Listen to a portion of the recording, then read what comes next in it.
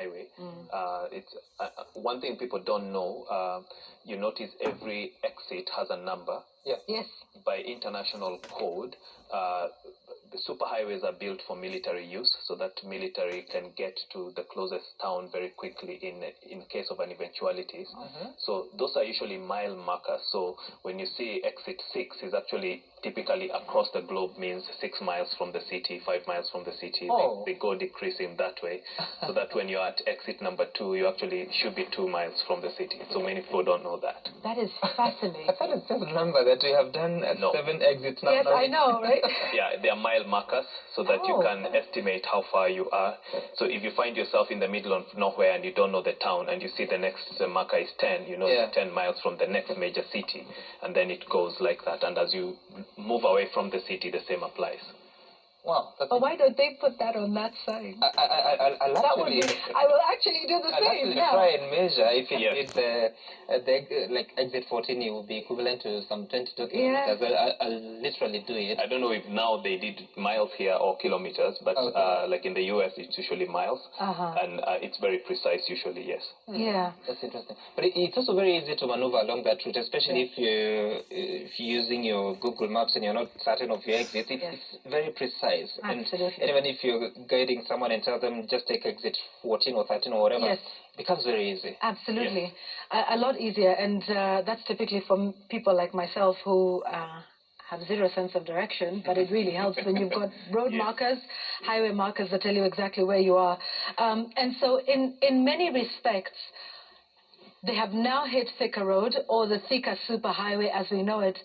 In many respects... That should be just next to Pangani offices of Jubilee. Yes. They have Jubilee. Right. So the headquarters up there, you know, and then now you see sitting down. In many ways, this is a lap of honor. It is. For President Kibaki. This is a road, that was constructed under his administration. 50 kilometers, 8 to 12 lanes. It's 8 lanes in most places, 12 lanes in some. It was awarded in January 2009. 3 Chinese companies completed the works in 2012. Took 3 years to build, and now the journey is going to be 3 hours. So it's just important to note. And I guess in terms of development and works that are done, you're told to do these things for posterity and for a time when you yourself will no longer be there. And I think, if anything, this for me is quite poignant in him being on Thika Road. True. Even final journey on a road that he built. It is. It's very important and very special. You notice that the major superhighways have bypasses. Even those have both military and civilian functions.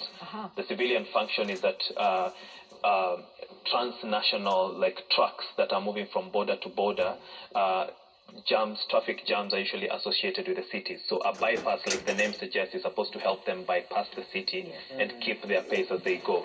For military functions, during battle or any other maneuver, they can quickly surround the city, both for defensive or offensive purposes. So a bypass is supposed to be... John, I've got this from a viewer who, she says, I noticed that most cops who are controlling traffic are turning away from the convoy. Is that a sign of respect, or is that... That's an aspect of crowd control. Okay. So that the area that is secured should be behind their backs and they should be facing the crowd. So usually when you're trying to make sure nobody crosses that line,